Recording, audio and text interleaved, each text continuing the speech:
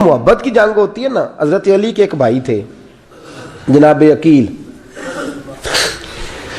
جناب عقیل وہ جب انہوں نے کلمہ پڑھا تو نبی پاک کے بڑا قریب رہنے لگے, اور میرے نبی کریم صلی اللہ علیہ وسلم بھی ان سے بڑا پیار کرتے. حضور فرماتے ہیں تیرا کلمہ پڑھنے کی مجھے ڈبل خوشی ہوئی ہے. یا رسول اللہ کس طرح؟ فرمایا ایک میرا تو صحابی بنا ہے, دوسرا تو میرا بھائی تھا مسلمان ہو گیا ہے. حضور بڑا پیار کرتے. اب یہ محبت جو ہوتی ہے نا, اس میں دوڑ بھی لگتی ہے اور یہ بری نہیں ہوتی, یہ دوڑ بڑی اچھی ہوتی ہے. حضرت عقیل اب قریب رہنے لگے. میں نے عرض کیا کہ نبی پاک اپنے ذاتی کام حضرت صدیق اکبر کو بتاتے تھے. گھوڑے کی تیاری کر, فلاں کام کرنا ہے, سیدہ فاطمہ کی شادی کرنی, ہر معاملے میں سیدنا صدیق اکبر پیش تھے. اب جب عقیل بن ابی طالب آئے تو حضور کا پیار تھا ان سے بھی, اب محبت کی جنگ چھڑ گئی.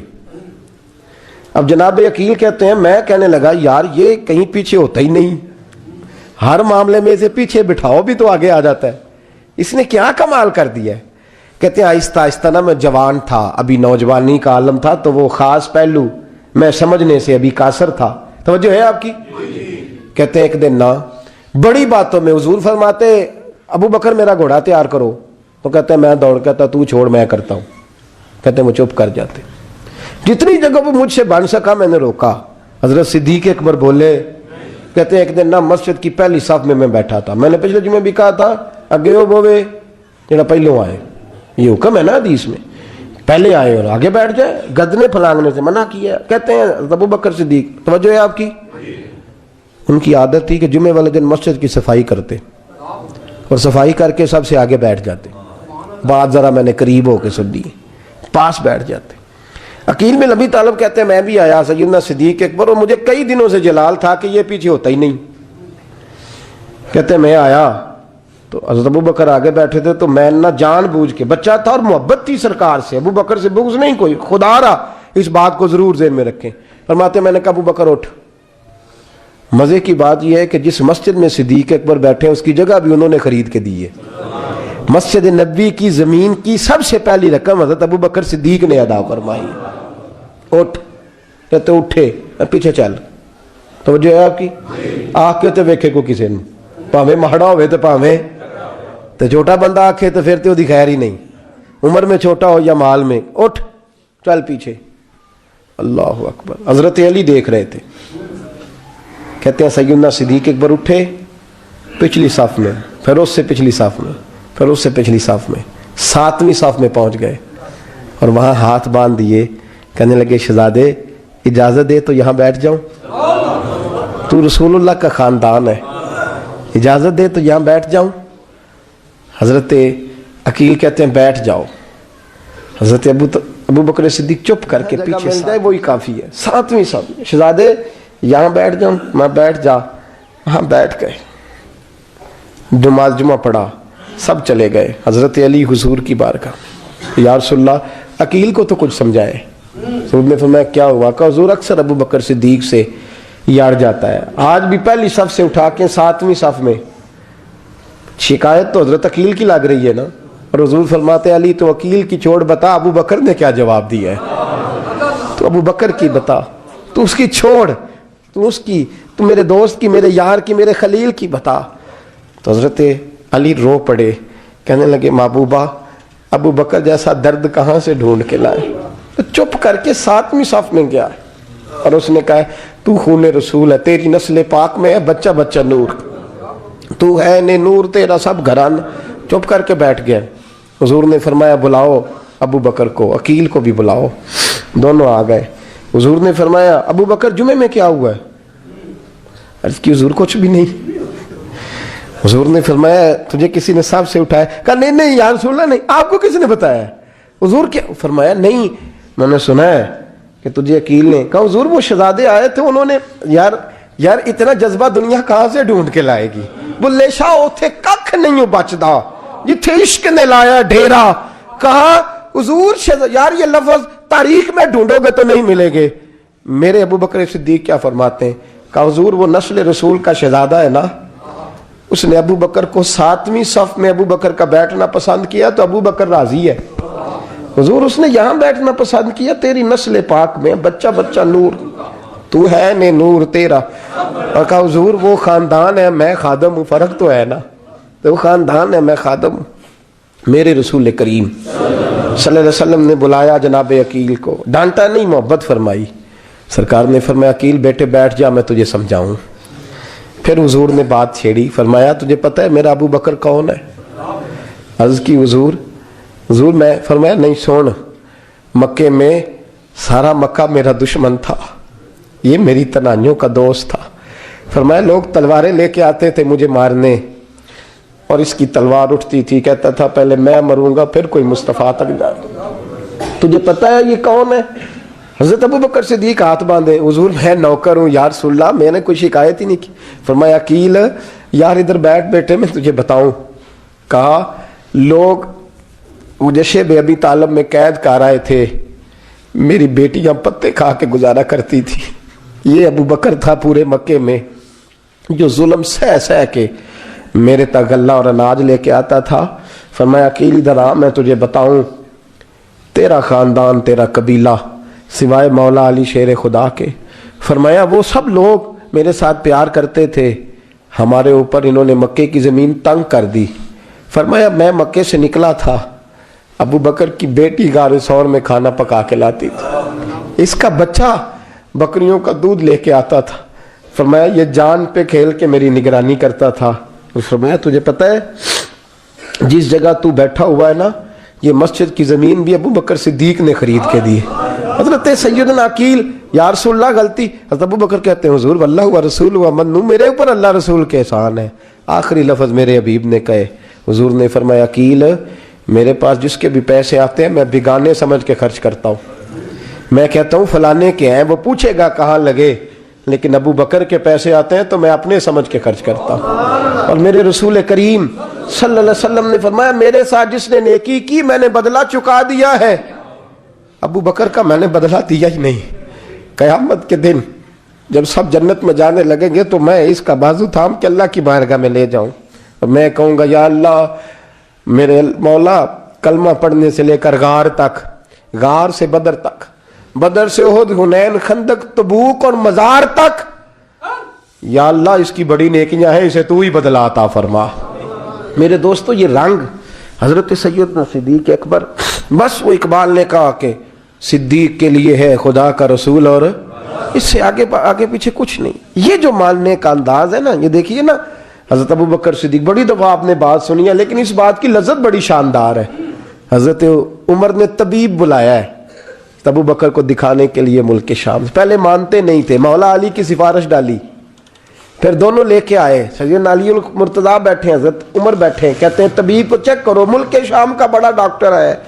چیک کر لیا تو ڈاکٹر کہنے لگا کوئی مرض نہیں, کوئی تکلیف نہیں, کمزوری بڑی ہے, کمزوری بڑی ہے, ان سے پوچھے انہیں کیا مرض ہے. تو حضرت عمر کہنے لگے یار بول کیا مسئلہ ہے تجھے, کیوں اتنا کمزور, اتنا بیمار رہتا ہے, کیا پرابلم ہے, کیا مسئلہ ہے. تو حضرت ابو بکر صدیق نے آنکھیں کھولی اور کہنے لگے عمر تو قسم اٹھا کے بتا, تجھے پتا نہیں مجھے کیا مسئلہ ہے. تو اٹھا نہ قسم, جنہ دے دل بر جانی وچھڑن, کون روے پھر تھوڑا, سب روگاں دائی روگ محمد جس کا نام وچھوڑا. تجھے نہیں پتا تو بول, اگر خبر ہے تو پوچھتا کیوں ہے. میرے دوستو کمال دیکھو, مدینے میں آج بھی مصطفیٰ کو سلام کرو تو ساتھ ہی صدیق اکبر لیٹے ہوئے, ساتھ ہی لیٹے ہوئے. مدینے میں ابو بکر صدیق روز رات کو جا کے اس کے گھر کا کام کاج کر کے آتے. کام بتاؤں کیا تھا اس کا, جاگ رہے ہیں آپ لوگ. اس زمانے میں نا لوگ باتھ روم گھر میں بنا لیتے تھے, شاید پرانے لوگوں نے دیکھے ہوں, وہ اس کے اندر ہی پیشاب پخانا رہتا تھا. وہ آتے تھے ملازم تو وہ اٹھا کے باہر پھینکا کرتے تھے. وہ بی بی گھر کے اندر پیشاب کرتی, نابینا ہے, وارث کوئی نہیں.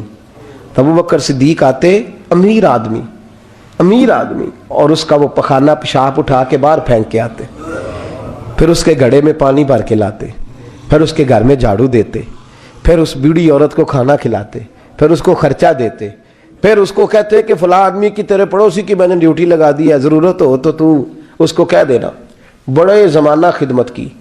ایک دن حضرت عمر فاروق اس بی بی کے دروازے پہ چلے گئے, دستک دی. اس نے کہا کون ہے دروازے کا؟ میں عمر فاروق ہوں, عمر بن خطاب ہوں, پتہ چلا ہے آپ لوارث ہیں, میرا دل کرتا ہے میں آپ کے گھر کا کام کاج کر دیا کروں. تو بی بی کہنے لگی نہیں, ایک بندہ آتا ہے کئی سالوں سے وہ کر رہا ہے, مجھے وہی ٹھیک ہے. ایک آتا ہے بڑے سالوں سے کام کرتا ہے وہی ٹھیک ہے. تو حضرت عمر کہنے لگے میں نے بھی کام ہی کرنا ہے, کچھ اس سے کرا لے, کچھ مجھے موقع دے دے نیکی کا. کہنے لگی نہیں وہی ٹھیک ہے. تو فرمانے لگے میرے اندر کیا نقص نظر آیا ہے, اماں جی مجھے بھی ٹائم دیں. تو بی بی کہنے لگی نہیں وہی صحیح ہے. حضرت عمر جذباتی آدمی تھے, جلالی آدمی تھے, کہنے لگے میں نے کہا نہیں مجھے بتاؤ میں کیوں نہیں کر سکتا. تو بوڑھی اماں کہنے لگی تجھ میں اور اس میں فرق ہی بڑا ہے. کہا وہ کیوں؟ کہنے لگے اتنے سال ہو گئے اسے آتے ہوئے, اتنے سال, تو پہلے دن آیا ہے اور آتے کہہ رہا ہے میں عمر بن خطاب ہوں, اپنا نام بتا رہا ہے, سالوں ہو گئے میں روز پوچھتی ہوں تیرا نام کیا ہے, وہ بتاتا ہی نہیں. وہ کہتا ہے اماں میں کام صحیح کرتا ہوں تو نام کو چھوڑو, نام بتا کے کیا کرنا ہے. فرمایا یہ تھوڑا فرق ہے, اس نے اتنے سالوں میں نام نہیں بتایا اور تو پہلے دن ہی آگے کہہ رہا عمر بن خطاب ہوں. تو ابا جی کا بھی نام بتا رہا ہے, میں نے نہیں کام کرانا, مجھے وہی صحیح ہے. نام نہیں بتاتا, نوکری پوری کر جاتا ہے. حضرت سیدنا عمر فاروق فرماتے ہیں میں تہجد کے وقت جھاڑیوں میں چھپ کے بیٹھ گیا. کہتے ہیں مسجد نبی سے وہ شخص نکلا, چہرے پہ نقاب, پیروں سے ننگا, اور میں نے اس شخص کو خرامہ خرامہ اس بوڑھی عورت کے گھر کے قریب جاتے دیکھا. تو پیچھے سے جا کے میں نے کہا او مسافر چہرہ تو دکھا. تو کہتے ہیں چہرہ اٹھایا تو ابو بکر صدیق تھے, صدیق اکبر تھے. حضرت عمر فاروق فرماتے ہیں میں نے کہا تو جوتی کو اتار کے آتا ہے؟ تو کہنے لگے جوتی سے جب چلتا ہوں تو پیروں میں آواز پیدا ہوتی ہے جوتے کی وجہ سے, پڑوسیوں کو تکلیف دینے کا مقصد تو کوئی نہیں نا. اور فرمایا جب جوتوں سے آواز پیدا ہوگی تو گلی محلے والے پوچھیں گے ابو بکر کدھر جا رہا ہے, تو میں نیکی کسی کو بتانا نہیں چاہتا. تو فرمایا ابو بکر کب سے آ رہے ہو؟ فرمایا چھوڑ عمر, بس دعا کر رب میرا آنا قبول فرما لے. تو دعا کر سرکار کی بارگاہ میں حاضری صحیح لگ جائے, چھوڑ میں کب سے آ رہا ہوں, کس وقت سے آ رہا ہوں, اس مسئلے کو چھوڑ. تو یہ دیکھ پانی پر نسویلیاں رنگا رنگ کڑے, پریا اس دا جانیے جس دا توڑ چڑھے. یہ بات آپ نے درجنوں بار سنی ہے, لیکن اس پر غور تو کرو میرے دوستو. کہ حضرت عمر فاروق فرماتے ہیں جن دنوں تبوک کے لیے میرے نبی نے اعلان فرمایا میرے حالات اچھے تھے, ابو بکر کے اچھے نہیں تھے, مالی حالات کمزور تھے, کچھ مسائل تھے, میرے اچھے تھے. میری سرکار نے اعلان فرمایا کہ پیسے دو. فرماتے ہیں چونکہ میرے حالات بھی اچھے تھے تو میں نے کہا اس دفعہ پہلا نمبر میرا ہی ہوگا. فرماتے ہیں آدھا مال گھر کا, یہ بھی بڑی دلیری ہے. کتنا بولیے؟ اتنے تو اسی ابے نو نہیں دس دے ساڑھے کو پیسے کنے نے, کہتے ابا جی مانگنا لین, والد صاحب کو نہیں بتاتے, ہماری جیب بکھری ہوتی ہے, ایسے ہی نانا کوئی مانگی نہ لے. آدھا مال حضرت عمر فاروق فرماتے ہیں آدھا مال میں نے بانٹ کے حضور کی بارگاہ میں, اور ساتھ میرا ارادہ ہے کہ ابو بکر آج میں نہیں تجھے آگے گزرنے دیتا. فرماتے ہیں مال پیش کیا, تھوڑی دیر گزری تو ابو بکر بھی آ گئے. اور منظر کیا ہے؟ کہتے ہیں انہوں نے قمیض پہنی ہوئی ہے بوریے کی, سر پہ ٹوپی کوئی نہیں, پیروں میں جوتا کوئی نہیں, سر میں ٹوپی کوئی نہیں, پیروں میں جوتا کوئی نہیں. کہتے ہیں ابو بکر صدیق آئے, سب کا مال آیا, مصطفیٰ کی بھی اتنی توجہ نہیں تھی, پر جب ابو بکر آئے تو میں نے مصطفیٰ کریم کے انداز بھی بدلے ہوئے دیکھے, اس شخص کے آنے پر بدلے ہوئے دیکھے. فرماتے ہیں میرے رسول پاک کے سامنے ہر چیز ابو بکر نے قدموں میں ڈھیر کر دی, اور ڈھیر کر کے نا چیزیں رکھ کے تو فٹافٹ پچھلی سائیڈ پہ, کسی کو پتہ نہ چل جائے, پچھلی سائیڈ پہ حضور کے. تو حضور نے فرمایا ابو بکر سامنے آنا, گھر کیا چھوڑ کے آیا ہے؟ فرمایا ہر چیز, پیچھے بیٹھ گئے. تو محبوب نے بازو تھام کے آگے کیا, فرمایا کیا چھوڑ کے آیا گھر؟ یہ اس بات پہ بات آپ نے پہلے بھی سنی ہے, لیکن ان لفظوں پہ غور کرو. ابو بکر نے یہ نہیں کہا حضور کچھ بھی نہیں, میں سارا کچھ لے, یہ لفظ کہا ہی نہیں. اللہ کرے ہمیں اس عقیدے کو سمجھیں, اس نظریے کو. یہ ترمذی اور مشکات دونوں میں یہ لفظ موجود ہے. یہ نہیں کہا حضور کچھ بھی نہیں, سارا کچھ لے آیا ہوں, یہ نہیں فرمایا. حضور نے فرمایا ابو بکر کیا چھوڑ کے آئے ہو گھر؟ توجہ ہے آپ کی؟ لفظ دیکھیں, کہا ما ابقیت اللہ و رسول, یا رسول اللہ گھر میں خدا کو بھی چھوڑ آیا ہوں, محمد مصطفیٰ کو بھی چھوڑ آیا ہوں. یہ لفظ ہے سیاستہ کے. اقبال کہتے ہیں پروانے کو شمع بلبل کو بھول بس, اس بس کو سمجھنا, پروانے کو شمع بلبل کو پھول بس, صدیق کے لیے ہے خدا کا رسول اور بس. دیکھیں جن کو یقین تھا ان کا رنگ ہی نرالا تھا. حضرت علی المرتضیٰ فرماتے ہیں سیدہ فاطمہ نے کبھی مجھے کوئی کچھ کہا ہی نہیں, کبھی فرمائش ہی نہیں کی. ایک دن بیمار ہو گئی تو کہنے لگی, میں قریب بیٹھا تو میں نے کہا فاطمہ زندگی میں تو نے کبھی کچھ نہیں مانگا, اور عزت والے باپ کی عزت والی بیٹی, میرا دل کرتا ہے کوئی فرمائش تو کر دو. تو حضرت فاطمہ کہنے لگی علی اگر ایک انار مل جائے نا, اگر ایک میرا دل کر رہا ہے اگر ایک انار مل جائے تو طبیعت چاہ رہی ہے انار کھانے کو. مولا علی شیر خدا فرماتے میں گیا, ایک انار خریدا بازار سے, 1 دینار تھا میری جیب میں. انار خرید کے جب واپس پلٹا نا تو کہتے ایک بوڑھا شخص, ہونٹوں پہ کمزوری. آپ فرماتے ہیں میرے باپ دادا کی عمر کا, لڑکھڑاتے اس کے ہاتھ اور کہنے لگا علی میں بھوکا ہوں کئی دنوں کا. حضرت علی فرماتے ہیں میرے پاس وہ 1 دینار تھا جس کا انار آ گیا. کہتے میں نے اسی وقت وہ انار نکالا, اس شخص کے ہاتھ میں رکھا. بوجھل قدموں سے جب میں اندر داخل ہوا نا تو پاک رسول کی پاک بیٹی, عزت والے نبی کی عزت والی بیٹی, صبر والے محبوب کی صبر والی بیٹی. کہتے ہیں جب میں نے اپنا قدم اندر رکھا دروازے کے تو فاطمہ نے میرا اترا ہوا چہرہ دیکھا تو کہنے لگی علی پیسے اللہ کے راستے میں دے آئے ہو, خیرات کر رہے ہو. حضرت شیر خدا رضی اللہ تعالیٰ عنہ فرماتے ہیں میں فاطمہ کی طرف دیکھا تو میں حیران ہو گیا. میں نے کہا فاطمہ تجھے, کہنے لگی مجھے یقین ہے آپ انار لینے گئے تھے, آپ نے خرید بھی لیا تھا, اور مجھے پتا ہے علی میرے ساتھ بے وفائی ہو ہی نہیں سکتی, یہ کسی سوالی نے مانگ لیا ہوگا. علی آ جا, مجھے انار کھانے سے وہ سکون نہیں ملا جو تو اللہ کے راستے میں دے آیا ہے تو سکون ملا ہے, کھانے سے نہیں ملا جو تیرے دینے سے ملا ہے. مولا علی کہتے صبر کر کے میاں بیوی بیٹھ گئے تو دروازے پہ دستک ہوئی. کہتا میں اٹھ کے دروازے پہ گیا تو حضرت سلمان فارسی دروازے پہ کھڑے تھے. انہوں نے نا 9 انار مجھے دیے, کہنے لگے نبی پاک نے بھیجے ہیں, یہ 9 انار ہیں نبی پاک نے بھیجے ہیں. تو حضرت علی شیر خدا فرمانے لگے ہمارے نہیں کسی اور کے ہیں, ہمارے نہیں کسی پڑوسی کے ہیں, دائیں بائیں دیکھ لے. کہنے لگے نہیں تمہارے ہی ہیں. فرمانے لگے نہیں میرے ہوتے تو 10 ہوتے, اس لیے کہ اللہ فرماتا ہے من جاء بالحسنۃ فلہ عشر امثالھا, تم ایک نیکی کرو گے میں 10 کا اجر عطا کروں گا. فرمایا میرے ہوتے تو 10 پورے ہوتے, اللہ رسول نے بھیجے اور میرا یقین کمزور ہو سکتا ہے, میرے ہوتے تو 10 ہوتے, یہ 9 ہے. حضرت سلمان فارسی نے جیب میں ہاتھ ڈالا, 10واں بھی نکالا, کہا علی تیرے 10 ہی تھے, میں تو تیرا امتحان لے رہا تھا. 10 ہی تھے تیرے. یقین کی دولت زنجیریں کاٹ دیتی, یقین کی دولت انسان کو نواز دیتی. جب تو لڑکھڑاتا ہوا آیا ہے, میرے نبی پاک نے فرمایا یوں نہ کہا کر کے یا اللہ چاہے تو دے چاہے تو نہ دے, جب مالک سے مانگ تو کہا کر یا اللہ تجھی سے مانگنا ہے میں لے کے اٹھوں گا, تو مجھے دے گا. فرمایا جتنا تیرا یقین کامل ہوگا اتنا ہی اللہ تجھے جھولی بھر کے عطا فرمائے گا.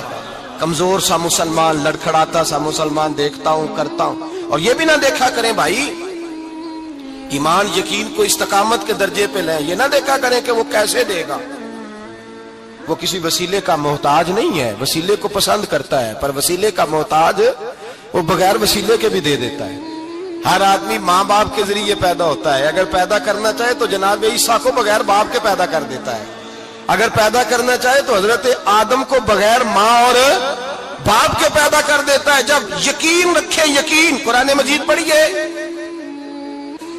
حضرت موسیٰ علیہ السلام فرعون کے دربار میں کھڑے ہیں, چاروں جانب دشمن ہی دشمن ہے. جادوگر آ گئے, انہوں نے سانپ چھوڑے, حضرت موسیٰ کے ہاتھ میں ڈنڈا تھا. حضرت موسیٰ کہتے ہیں یا اللہ کیا کروں, تو اللہ تعالیٰ نے فرمایا اپنا عصا پھینک دو. کہنا چاہیے تھا نا کہ یا اللہ ایک ہی تو شے ہے, اتنے سانپ ہے, بچانے کے لیے ڈنڈا ہے وہ پھینک دوں. ڈنڈا پھینکا جاتا ہے, سانپ کو دیکھ کر کے قابو کیا جاتا ہے. یہ میرا اور آپ کا ذوق ہے نا, لیکن انبیاء کرام کا انداز ملاحظہ کیجئے میرے عزیزو. اللہ فرماتے ہیں ڈنڈا, اے موسیٰ ڈال دے اپنا عصا. پہلے نہیں فرمایا کہ سانپ بن جائے گا, فرمایا بس تو ڈال دے. میں اور آپ ہوتے ہیں تو سانپ سامنے ہے, ڈنڈا ہاتھ میں ہے, ہم کہیں گے عجیب بات ہے, یہی تو دفاع کی چیز ہے, اسی کو ڈال دوں تو بچوں گا کیسے. کہا ڈال دو, تو حضرت موسیٰ نے ڈال دیا. کہا میرے رب کا حکم ہے تو میرے لیے بہتر ہی ہوگا. اللہ فرماتے ہیں جب موسیٰ نے ڈالا تو میں نے اس ڈنڈے کو, اس عصا کو اژدہا بنا دیا. اب کبھی عصا بھی اژدہا بنے, کبھی چھڑی بھی بہت بڑا اژدہا بنی ہے, لیکن قرآن کہتا ہے جناب موسیٰ نے ڈالا تو اللہ نے اژدہا.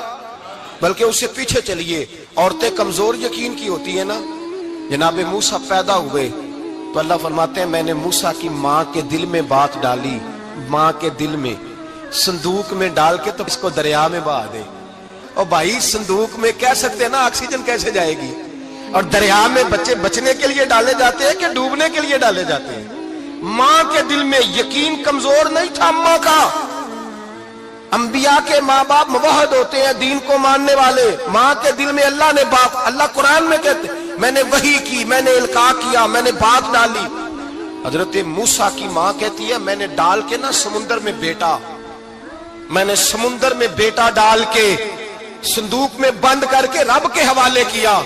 آپ فرماتے ہیں میرے مالک کا بھروسہ کیا تو پھر میرے مالک کا کام دیکھو، کمال دیکھو. میں نے دریا میں ڈالا، اللہ نے فرعون کے گھر میں میرے بیٹے کی پرورش کرا دی. یہ یقین کہ حضرت موسیٰ کے پاس قوم آئی، قرآن پڑھیے، کہ جناب پانی چاہیے. وَإِذِ اسْتَسْقَىٰ مُوسَىٰ لِقَوْمِهِ، موسیٰ نے اپنی قوم کے لیے پانی مانگا. ہم نے کہا فَانْفَجَرَتْ مِنْهُ اثْنَتَا عَشَرَةَ عَيْنًا، اپنا ڈنڈا پتھر پہ مارو. عقل والا آدمی ہوتا تو اڑ جاتا، کہتا یا اللہ پتھروں سے بھی کبھی پانی نکلا ہے. اضرب بعصاک الحجر، مارو پتھر پہ ڈنڈا. اللہ کے نبی نے منٹ نہیں لگایا، تھا کر کے ڈنڈا لگایا. فَانْفَجَرَتْ مِنْهُ اثْنَتَا عَشَرَةَ عَيْنًا. اللہ فرماتے ہیں جناب موسیٰ نے ایک عصا مارا، میں نے 12 چشمے جاری کر دیے. تو لے تو اللہ کرتا ہے، اللہ کہتا ہے پڑھ نماز روزی دوں گا، کہتا ہے سوچتا ہوں. اللہ فرماتا ہے آجا مسجد میں تیرا ہو جاؤں گا، کہتا ہے دیکھتا ہوں. رب فرماتا ہے تو میرے محبوب کی غلامی کر، میں تجھے محبوب بنا لوں گا. تو کہتا ہے تھوڑا بڑا ہو کے داڑھی رکھنی ہے، ابھی سیانا ہو کے میں ذرا سرٹیفکیٹ لے لوں اسرائیل سے کہ کتنے سالوں کے بعد آئیں گے، پھر شروع کروں گا. پروگرام بنا رہا ہے، ابھی تو ارادے میں ہے. اللہ کے پیغمبر کا ڈنڈا، اور اس سے زیادہ آگے بات ہو گئی. پیچھے فوج لگی ہوئی ہے فرعون کی، مجمع ہے، ہزاروں لاکھوں کا لشکر لے کے، تلواریں نیزے. فرعون پیچھے، آگے دریا آ گیا. حضرت موسیٰ علیہ السلام کھڑے ہیں، اب کدھر جائیں؟ اللہ پاک نے فرمایا مارو ڈنڈا. کہاں؟ پانی پہ، پانی پہ ڈنڈا مارو. اب حضرت موسیٰ علیہ السلام پانی پہ ڈنڈا مارے تو پانی ابھرے گا، اس سے زیادہ کیا ہوگا؟ پہلے پتھر پہ ڈنڈا مروایا تو پانی نکلا، اب پانی پہ ڈنڈا مروایا. فَإِذْ فَرَقْنَا بِكُمُ الْبَحْرَ فَأَنْجَيْنَاكُمْ وَأَغْرَقْنَا آلَ فِرْعَوْنَ. اللہ فرماتے ہیں موسیٰ نے پانی پہ ڈنڈا مارا تو میں نے پانی میں رستے بنا دیے. ایک جگہ ڈنڈا مارا تو پانی نکل آیا، دوسری جگہ عصا مارا تو پانی خشک ہو گیا. 12 چشمے بن گئے، 12 رستے بن گئے دریا میں سے. حضرت موسیٰ علیہ السلام گزر گئے اور اللہ فرماتے ہیں فرعون بھی آیا تو اسے میں نے غرق کر دیا، اور وہ کھڑا دیکھتا ہی رہ گیا کہ بنا کیا ہے. یہ تو بات ہے حضرت موسیٰ کی. میرے مصطفیٰ کے غلام حضرت سعد بن ابی وقاص قادسیہ کی جنگ کے لیے نکلے، رستے میں دریائے نیل آ گیا. حضرت سیدنا سعد بن ابی وقاص اب کہاں سفر طے کر کے آئے، کہتے ہیں پتہ ہی نہیں تھا کہ دریا آ جائے گا. اب دور دور تک پل کوئی نہیں. صحابہ کہتے ہیں دشمن للکار رہا، حضرت سعد بن ابی وقاص دریا کنارے کھڑے ہوئے، ایمان، یقین اور استقامت، ڈٹ گئے. کہنے لگے او دریا، اگر تو حضرت موسیٰ کی نافرمان قوم کو رستہ دے سکتا ہے، محمد عربی کے وفادار نوکر ہیں، ہم تو رسول اللہ کے ماننے والے ہیں. دشت تو دشت ہے، دریا بھی نہ چھوڑے ہم نے، بحر ظلمات میں دوڑا دیے گھوڑے ہم نے. فرمایا چھوڑ رستہ. صحابہ کہتے ہیں اس وقت ہم نے نعرے لگائے جب دریا نے رستہ ہی چھوڑ دیا. کہتے ہیں پھر اللہ رسول پر ہم ذکر کرنے لگے، درود پڑھنے لگے، دریا سے رستے بن گئے. فرماتے ہیں 10,000 کا لشکر گزر گیا. اس پار جب گیا نا تو حضرت سعد بن ابی وقاص نے پھر مجمع پہ نظر ڈالی. فرمایا کسی کی کچھ ہے تو نہیں رہ گئی پانی میں، کوئی دریا میں چیز تو نہیں رہ گئی. ایک صحابی کہنے لگے میرا مٹی کا پیالہ رہ گیا ہے. یار ذرا دیکھیے انداز دیکھیے، مٹی کا پیالہ. اور یار چھوڑ پرا، مٹی کا پیالہ کیا ہوتا ہے؟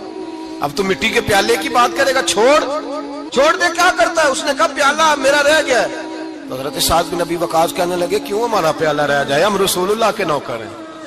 ایمان، یقین اور استقامت کی دولت. پھر دریا کی طرف دیکھا، کہنے لگے چل یار ہمارا پیالہ بھی واپس کر دے.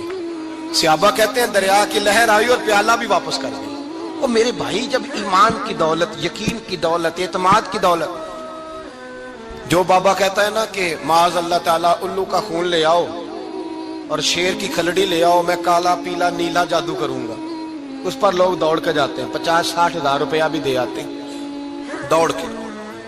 اور اگر کہا جائے کہ مسجد آؤ 4 رکعت نماز پڑھو، حاضری دو مسجد کی، تو کہتے ہیں معرفت والے ہیں. معرفت والے نمازیں نہیں پڑھتے، وہ کون سی معرفت ہے؟ یہاں اللہ کی بارگاہ میں جھکنے کا، چونکہ یہ لیٹ ہے نا، یہ پتہ نہیں جنت میں جا کے ملے گا، کب ملے گا، معاذ اللہ.